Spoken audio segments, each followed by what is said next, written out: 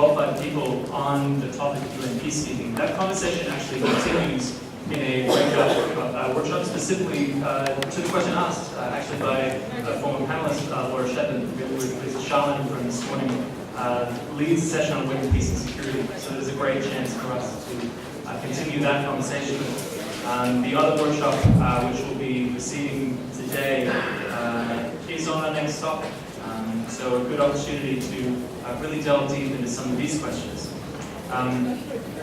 We're joined today by another incredible speaker, and the topic for us in this session is the nuclear threat and the humanitarian impact initiatives. Nuclear weapons are still as real and present an issue today as they were when they were first introduced. I remember my father talking about when he was growing up in the 1950s and 1960s. Of course, if you're asking, they'd say, I was growing up in the 1960s and 1970s, but I know the truth. It was a constant threat, a real existential crisis which faced the world. But really, what has changed to today? 9 countries possess more than 15,000 nuclear weapons. The United States and Russia maintain 1,800 of these, still on high alert. The Humanitarian Impact Initiative is born of that stark reality. If any of these nuclear weapons were to be used, humanitarian consequences would be catastrophic. Since 2010, the international community has refocused its attention to the humanitarian dimension and the risks associated with nuclear weapons. In many ways, the initiative is a reaction against the slow pace of progress on nuclear disarmament. And to talk on this issue, we have an incredible speaker. He was our longest-serving federal minister for Aboriginal and Torres Strait Islander affairs.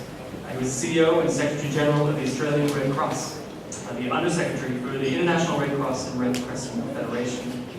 He was the founding CEO and now Ambassador of the Australian Business Roundtable, a strong supporter of the Red Cross, now joining us in personal capacity. Would you please make very welcome, Royal Property.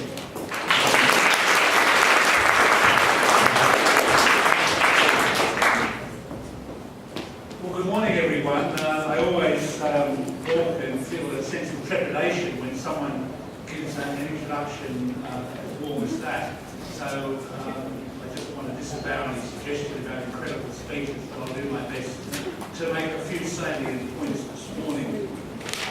Can I begin by acknowledging the traditional owners of the people of the organisation, and say also, by way of opening comment, that my commitment to the work that you do as the United Nations Association of Australia is a very long-standing one.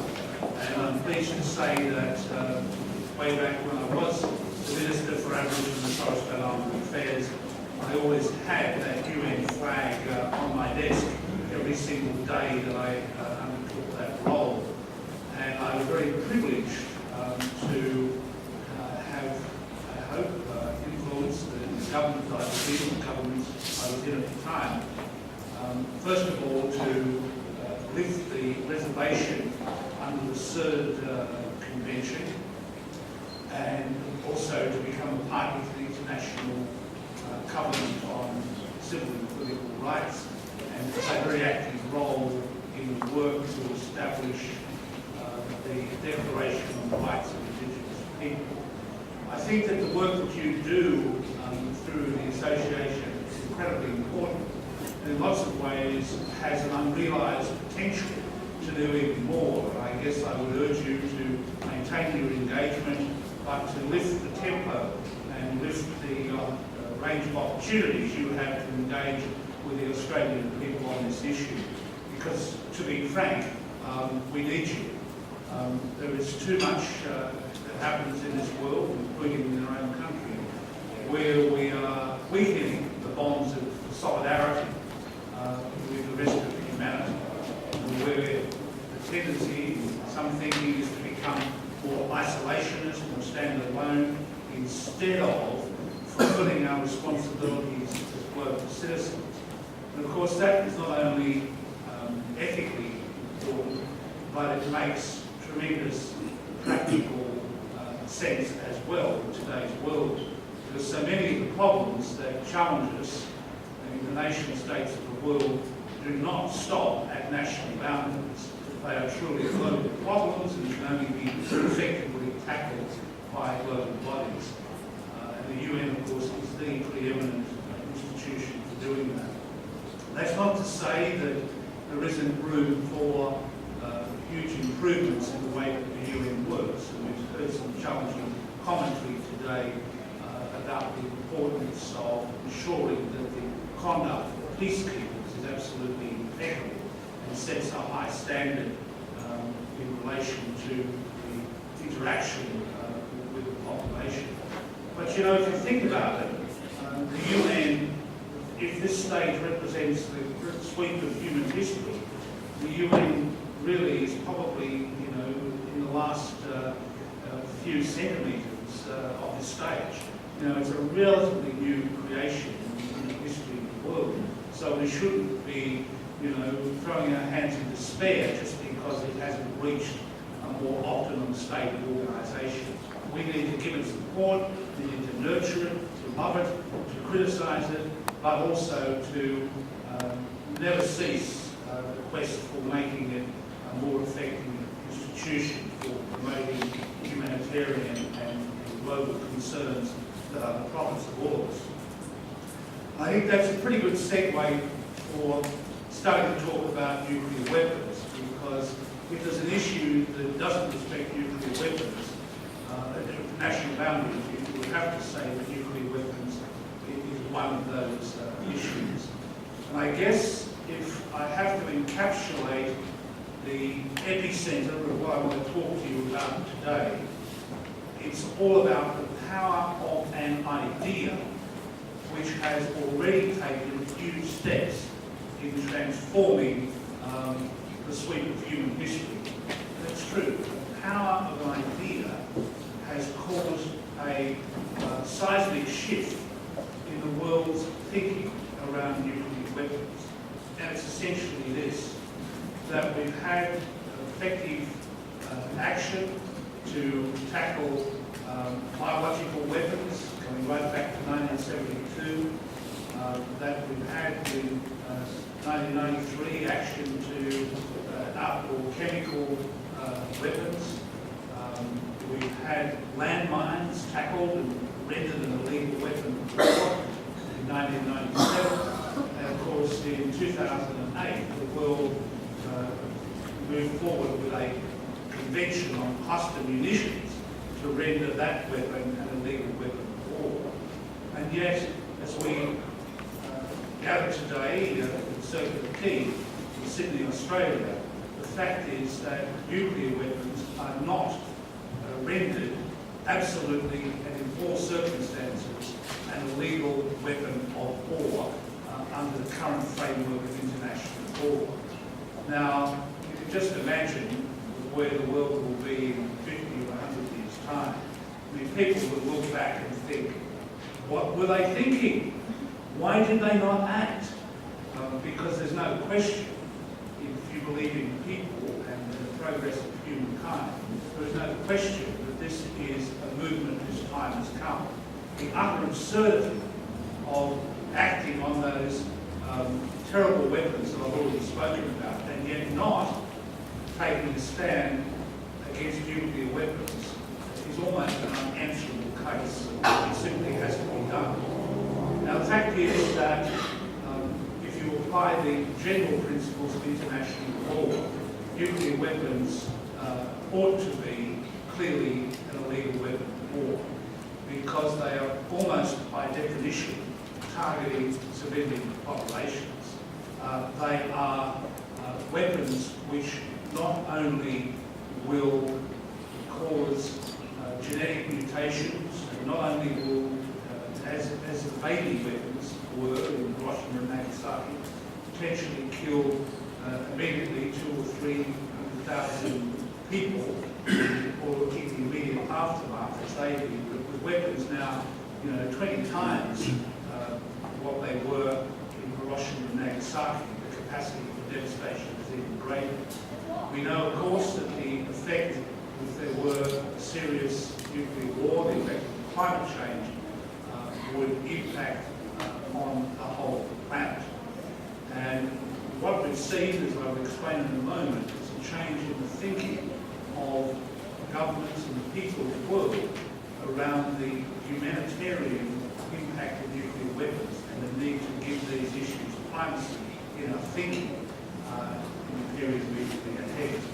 Now, there was an attempt to try and get the International Court of Justice to render nuclear weapons illegal under international law in an advisory opinion back in 1996.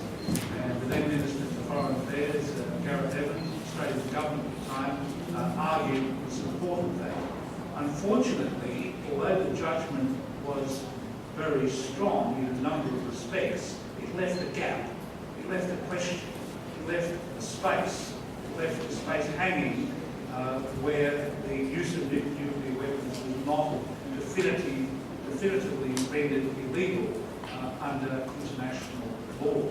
And that's why there is a need for a convention, just like there is for those other weapons that I've spoken of, that renders nuclear weapons usage illegal under international law.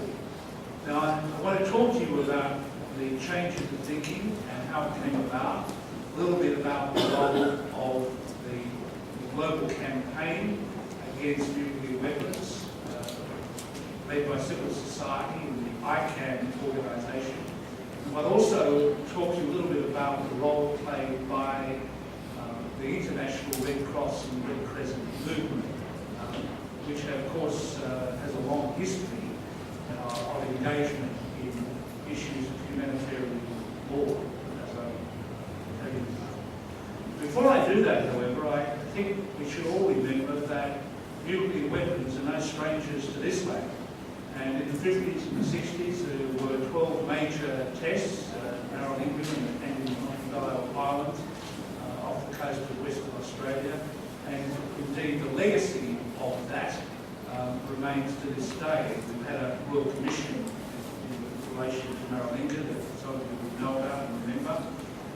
But the Aboriginal people who were impacted by those tests, particularly around Narrowinga, know full well the enduring impact after all these years on their traditional lands. And of course, we see around the world, in many parts of the world, Indigenous people caught up in this testing program when major nuclear weapons countries were not prepared to test on their own lands, or if they were, they would choose a path that often impacted on Indigenous people. There's a long history of this. And it's not surprising that there is such a strong feeling among Aboriginal and Torres Strait Australians, often embodied by the work of Kevin Lester, but by many other people as well, trying to educate residents about the history of that testing in Australia. But I mentioned to you before that what I'm going to talk to you about is about this power of the idea, the shift in thinking, because until comparatively recently, it was really a space in public debate that was very much under the dominating influence of the nuclear weapon states. There was a nuclear non-proliferation treaty, which essentially committed the rest of the world, even though that's not a strong treaty, you can get out of it with a period of notice. Nonetheless, it was at the time a step forward, committed the rest of the world essentially not to spread nuclear weapons technology. And of course, part of the deal was that the nuclear weapons states were to engage in disarmament to take that process forward. Well, we all know that there have been flops and peaks and troughs, and there has been some progress that's been made over time, but also great setbacks in relation to the disarmament of nuclear weapons states. And although, for example, Russia and then was the Soviet Union and the United States of America significantly reduced their stockpiles at various times, we know now that there is a process of renewing to with billions of dollars. In the case of Britain, $100 billion probably, right? The United States as well, renewing its nuclear weapons. And of course, we're now aware that there are 9 countries, 9 Asian states, which have nuclear weapons in the world, and the threat of proliferation to other countries remains. So, for these reasons, and that lack of progress that was made by those nuclear weapon states, I think that, if I can put it in my words, that the people of the world increasingly started to mount the case that it's our world too, it's our planet too, it's our lives and our people that are affected by these weapons. And what happens under international law in relation to nuclear weapons should not be the sole reserve of the nuclear weapon states. Because I've got to tell you that overwhelmingly they are strongly opposed, as you may well expect, to any move to render nuclear weapons illegal under international law. A lot of big corporations have made a lot of money manufacturing nuclear weapons and support technology for those weapons. There's a very big global vested interest in maintenance of the status quo. But it is our planet too, and I'm pleased to say that very significant steps are now occurring to shift that debate. And it happened through this humanitarian initiative. One of the catalysts that caused this change was a statement by the president of the International Committee of the Red Cross, the then president, Dr. Kallenberger, back in 2010, when he addressed the diplomatic corps in Geneva. And essentially, the way that the International Committee of the Red Cross, the ICRC, does its work is often very diplomatic. It's often sometimes too slow moving, too bureaucratic, but one of the most beautiful, wonderful, inspiring global institutions. And he used his leadership position, Dr. Kallenberger, in the ICRC, to argue that it was a time now to start to move forwards to eliminate nuclear weapons and raise the question about the legality or illegality, as he saw it, or what ought to be the illegality of nuclear weapons. And then what happened was that a number of organisations, we're proud to say, including Australia's Red Cross, Norwegian Red Cross was another very leading national society, as was the Japanese Red Cross, started to strongly support these moves within the International Red Cross and Red Crescent Federation. And in 2011, there was a decision of one of the supreme bodies of the Global Red Cross Red Crescent movement, the Council of Delegates, which essentially called for a focus on the humanitarian consequences of nuclear weapons and for a convention that would render the use of nuclear weapons illegal under international law. And you know that Australian song, we're so proud, from little things, big things grow? It's actually true, because from that, the governments of the world started to take notice. This was not the first time, of course, that this kind of concept has been raised. It's been around for years. And there have been, in many parts of the world, nuclear-free zone treaties in Africa, in Americas, one in the Pacific, and elsewhere, which have also been inspired by local grassroots movements and actions by the smaller, often by the smaller states, as it has been here in the Pacific, which have essentially staked the ground for a nuclear-free future.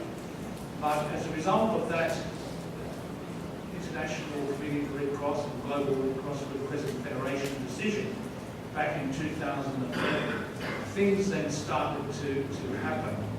And in 2013, in Oslo, the first ever international conference of governments focusing on the humanitarian consequences of nuclear weapons was held.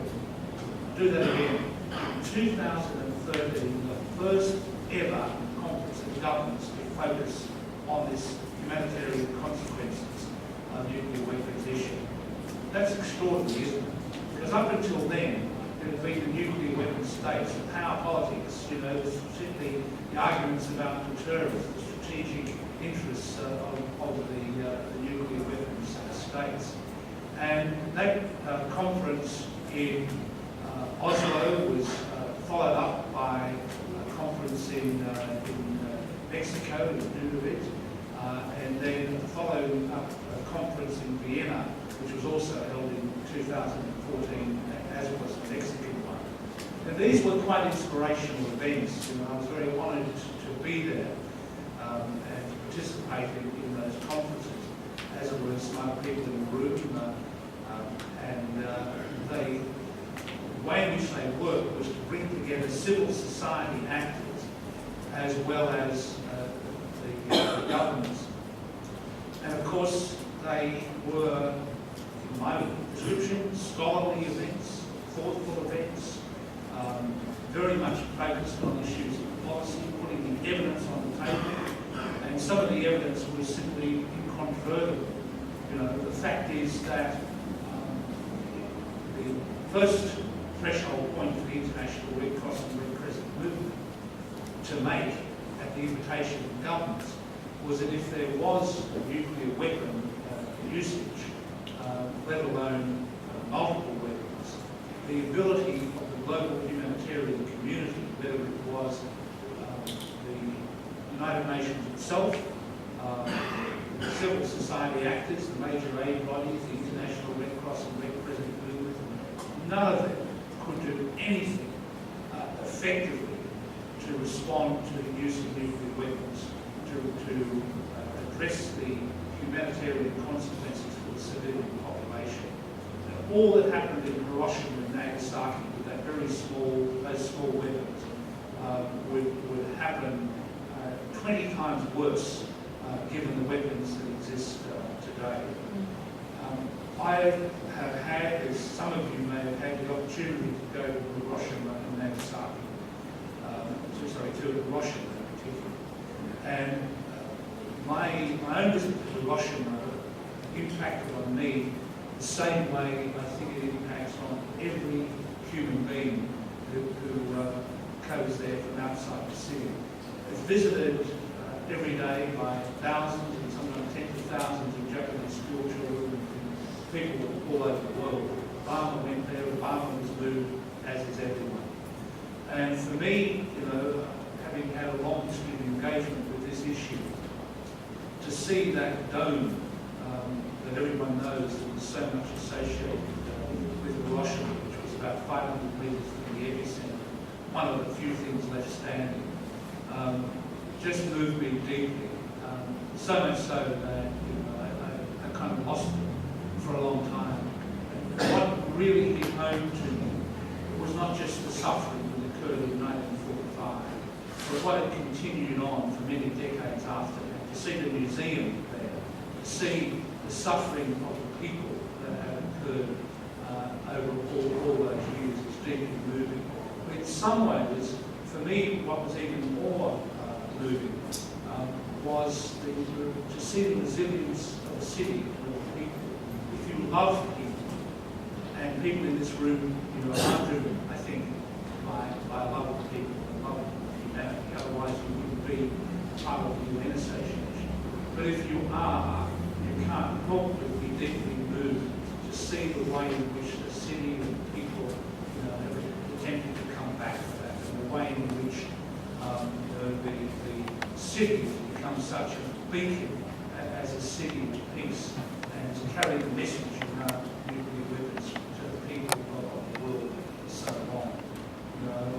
In speaking in this city, we know one of the Australians who saw from a distance the bombing of Nagasaki was Tommy Wren, a former prisoner of war, who passed away over a year ago in the 90s.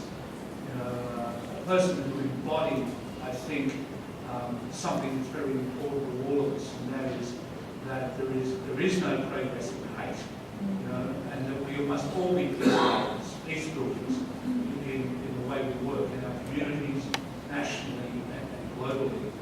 And Hiroshima's place in all that is very significant indeed. But to return to that progress through those meetings, the first issue was that there is no humanitarian response. It's a joke. To go back to the 50s and 60s, it was all about duck and cover. So a bomb goes off, you had to get under the table. No, I kid you not, that was actually the advance. Well, guess what? At these international conferences that I've spoken of, in those 3 cities, guess what? You know what? We haven't progressed. There are actually people there scientifically discussing the construction of various buildings and which would be more likely to withstand blast.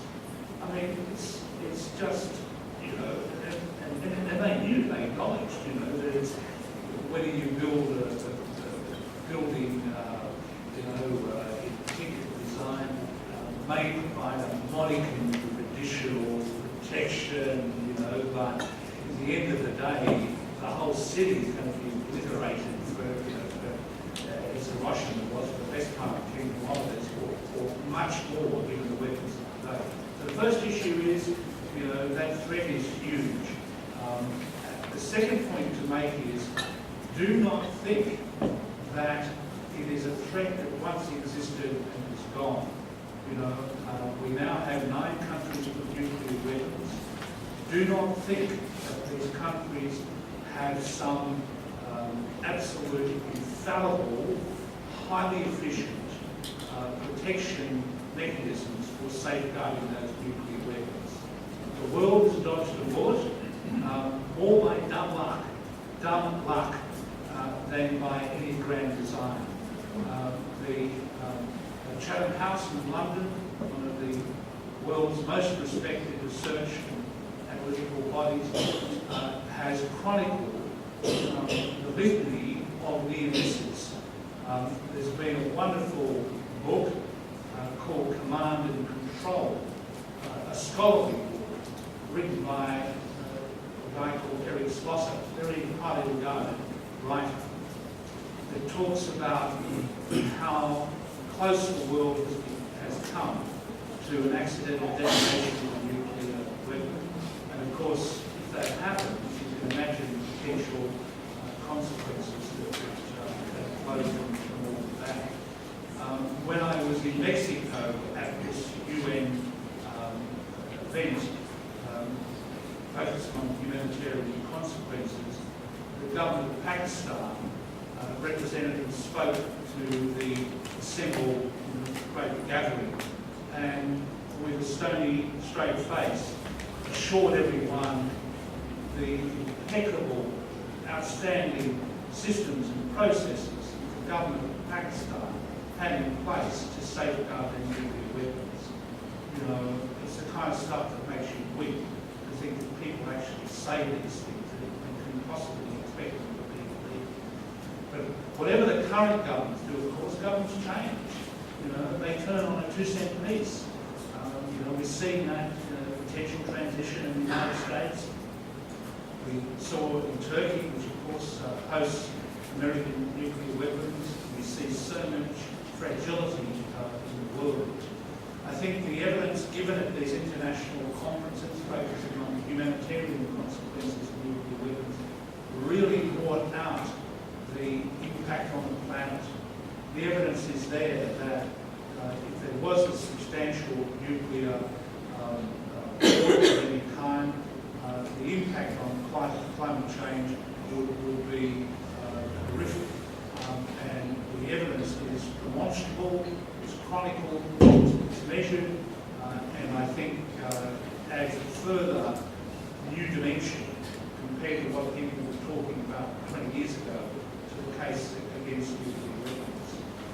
So the point is that this power of the idea, this focus on humanitarian consequences, has led to this great breakthrough in the move to render nuclear weapons illegal.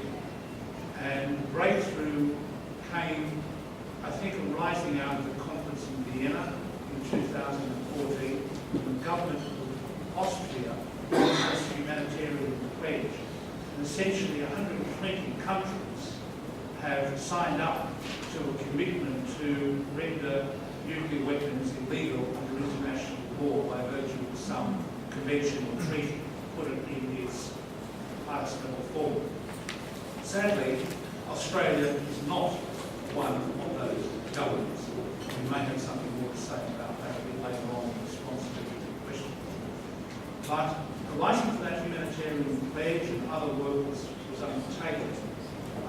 The General Assembly set up this open-ended working group that has met earlier this year, will produce a further report in August back to the General Assembly, and where all the evidence is that a number of concerned countries are now prepared to step up and will take the leadership necessary in the General Assembly to take the world, governments of the world, down the path of some conviction to render the use of nuclear weapons illegal. I think that's a wonderful step for humankind, as it was for landmines, cluster munitions, and so on. Now, people may well say, well, is that the end? Yes, it's not. Because what then has to happen is renewed efforts to drive the disarmament process, renewed efforts to ensure that proliferation doesn't happen, including to non-state actors, which of course is now a more contemporary threat. But I can tell you this, that when the moves were made to landmines, a lot of people found themselves on the wrong side of that argument. People said it couldn't be done. People said that when the convention starts off, it will just be a small number of nation states. It won't involve the big players. And some of that was true. But you know what it did? It created a moral imperative. It drew that line in the sand about where humankind stands on this issue. And of course, we've seen more and more countries now get behind that conviction and start to give effect. Outlawing nuclear weapons is a huge contributor to the overall process of disarmament. It's not the end of the road, but it's an enormous contribution to that process. So I'm inspired by this. I hope you are as well. There are a whole lot of other things I can talk to you about as well, but I wanted to allow some good time for questions and interaction, and so maybe I might pause my comments there, and thank you very much for listening to me.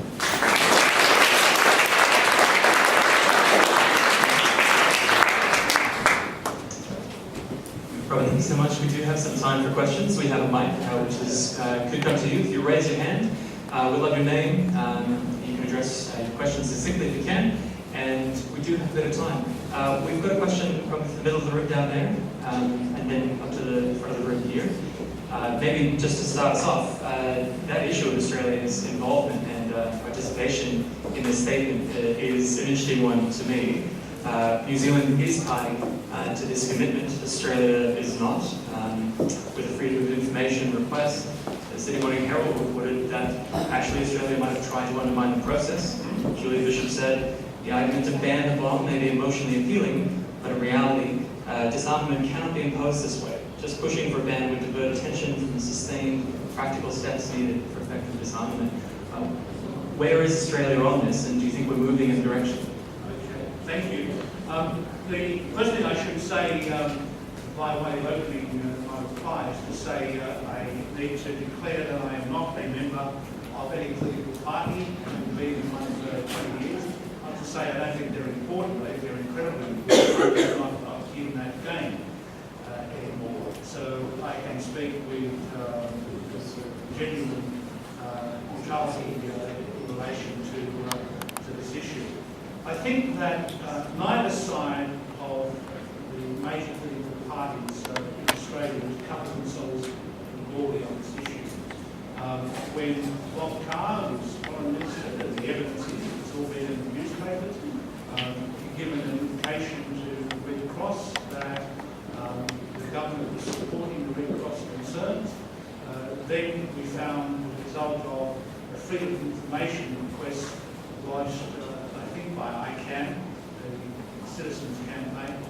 Certainly it wasn't Red Cross, but we were astounded to read the diplomatic cables which showed that, in fact, Australia had refused to vote for a critical resolution because the draft resolution mentioned the stand of the Red Cross and Red Crescent and humanitarian issues. So, and it is true, and I have great regard for Julian Bishop, but when the coalition was in opposition, they supported the humanitarian initiative. Unfortunately, in government, they haven't done that. The Labor Party has since changed its policy, but it's one of the best kept secrets in town.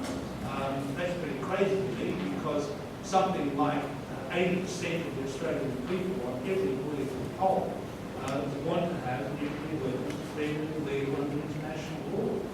And that's the kind of thing you see globally. I mean, I have happen to have a 23-year-old son, and I talk to him and talk to his contemporaries, and you try and sell anybody that age in support of nuclear weapons. They think you come from some other planet, and they're right. So I've just come to the conclusion of this, but I also heard something the other day that I thought was really jarring, and I hope you did too. That the new British Prime Minister, who seems a very strong and competent person, was asked in the House of Commons a direct question, and that is, would you authorise a nuclear strike to kill 100,000 innocent men, women, and children? What was the precise terms of the question? I was going to play the response, but it started off with one word. The word was yes, yes, she would. And I don't think you can do that. I don't think you can say that. I don't think you can lecture the world about human life, about principles, and be prepared to say that you will refuse a weapon of war against 100,000, or that's a small number, millions of people. I don't think you can say that. So the short answer is, while the Greens obviously have a strong policy in this area, the Labor Party has adopted policy in this area but doesn't talk about it very much. The government is still lockstep with the United States. I think that a credible, articulate Australian political leader from whatever party who wants to mount the case that we can be in a continuing relationship